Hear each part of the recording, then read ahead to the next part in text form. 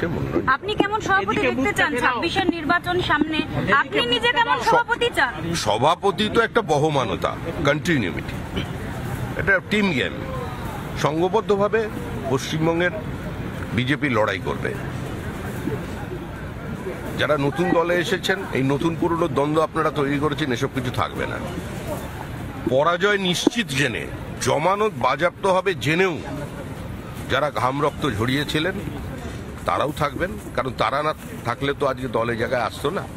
আর যারা নতুন এসেছেন, যারা অত্যন্ত ভালোভাবে সক্রিয় হয়ে বিজেপি করছেন, তারাও থাকবেন, ঐক্যবদ্ধ হয়ে কাজ করবে। পুরনোদেরও বুঝতে হবে যে সংগঠনে বিভিন্ন জায়গা থেকে মানুষ নিতে হয়, কুমোরটুলি থেকে অর্ডার দিয়ে আনা যায় না।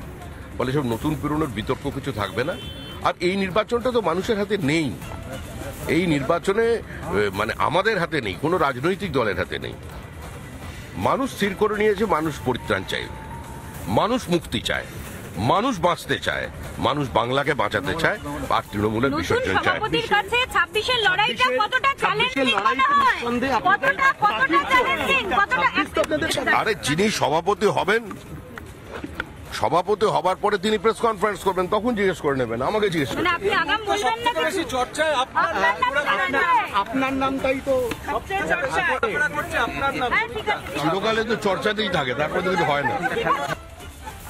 শ্রমিক ভট্টাচার্য এই মুহূর্তে যে নির্বাচনী অংশগ্রহণ দপ্তর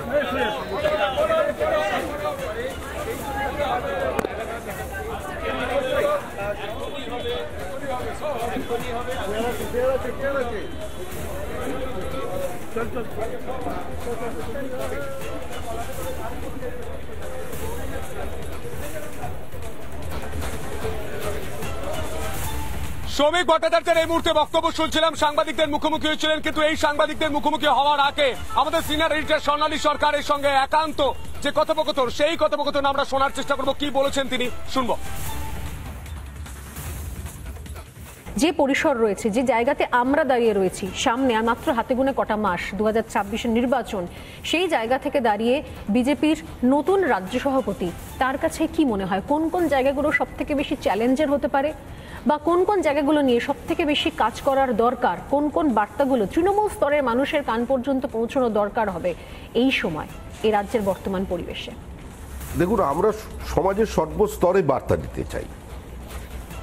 আমরা ভারতীয় মুসলমানদের এটা বলতে চাই যে এই দেশটা আপনাদের দেশ বলে আপনারা মেনে নিয়েছিলেন, সেজন্যই আপনারা পাকিস্তানে যাননি, ভারতবর্ষে আসেন। আগামী দিনে আপনাদের হাতের কাছে যেটা আছে সেটা হচ্ছে ইভিএম মেশিন। আপনি ভোট দেওয়ার আগে একবার চিন্তা করবেন যে আপনাদের ভবিষ্যৎ প্রজন্মের হাতে কি পাথর থাকবে না বই থাকবে? আপনাদের ছেলে মেয়েদের হাতে কি তরোয়াল থাকবে না পেন থাকবে? সরকারি চাকরিতে আপনাদের প্রতিনিধিত্ব কত শতাংশ হবে? আপনাদের ছেলে মেয়ের মেধা কি সে জায়গায় থাকবে, না আপনারা এখনো পর্যন্ত ওই খারিজি মাদ্রাসায় কিছু মানুষ যে আপনাদের পিছিয়ে নিয়ে যেতে চায়, আজকে তাদের সঙ্গে থাকবেন? আপনাদের গ্রামগুলো সংঘর্ষমুক্ত থাকবে কিনা, এই বার্তা থাকবে। মানে কিন্তু বার্তা আমাদের সভাপতির বদল কোনোভাবেই পথের বদল ঘটাবে না। অন্য রাজনৈতিক দলকে ভোট দেন, বিজেপির সভাপতি বদল বিজেপির মতাদর্শ কিংবা কর্মসূচির বদল ঘটিয়ে দিতে পারে না। আমরা বার্তা দিচ্ছি মানে সমস্ত উদ্যোগপতির কাছে, শিল্পপতির কাছে, যারা নতুন করে ব্যবসা করতে চান, সেই শিক্ষিত যারা ছেলেমেয়েরা যারা স্টার্ট আপে করতে চাইছেন, তাদের কাছে যে পশ্চিমবঙ্গে কে একটা বিনিয়োগের উপযুক্ত রাজ্য বিজেপি বানাতে চায়। ডেস্টিনেশন বেঙ্গল শুধু স্লোগানে নয়, তারা একটা বাস্তব ভিত্তি নিয়ে আসতে চায়, মানুষকে ভয়মুক্ত করতে চায়, শিক্ষাঙ্গনকে সংঘর্ষমুক্ত করে দিতে চায়, এবং সর্বোপরি পশ্চিমবঙ্গকে কোনো ইসলামিক রিপাবলিক হতে বিজেপি দেবে না। এটা আমাদের ঘোষিত অবস্থান।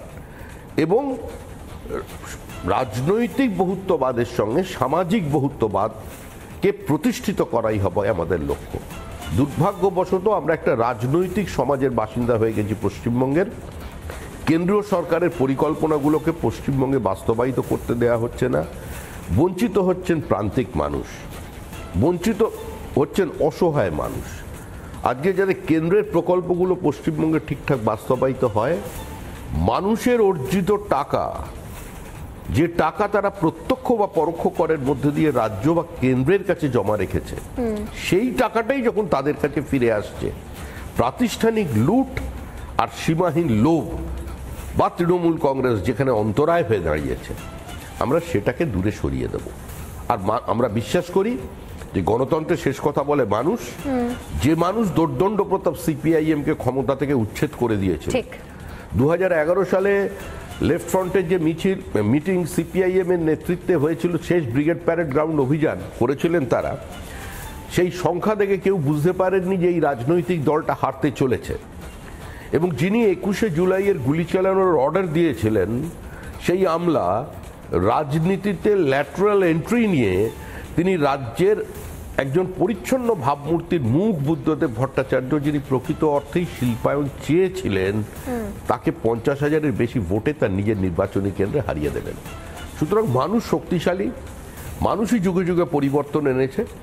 মানুষ যদি বাস্তিলের দুর্গ ভাঙতে পারে, মানুষ যদি পূর্ব ইউরোপে এদের পতন ঘটিয়ে দিতে পারে, মানুষ যদি বার্লিন ওয়ালকে ভেঙে ফেলতে পারে, তাহলে মানুষ এই স্বৈরাচারী, অসহিষ্ণু, প্রতিহিংসা পরায়ণ তৃণমূল কংগ্রেসকে উৎখাত করে দেবে। এবং বিশ্বাস করুন, বিশ্বাস রাখুন এটা, যে এই নির্বাচনটা কোনো রাজনৈতিক দলের হাতে নেই, এই নির্বাচন মানুষের হাতে।